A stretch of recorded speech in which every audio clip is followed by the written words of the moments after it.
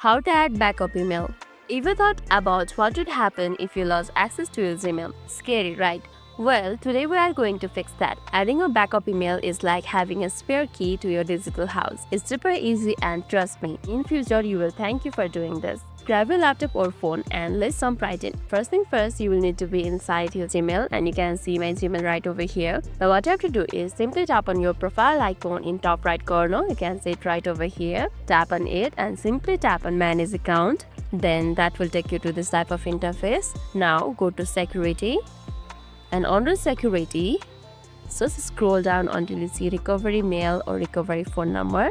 Here you can see recovery phone and recovery email right over here. And over there you can see an option for add a email address. Simply tap on it.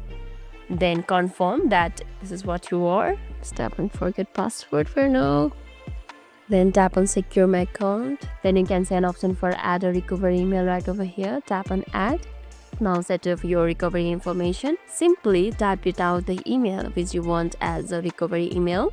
Tap on it and tap on save.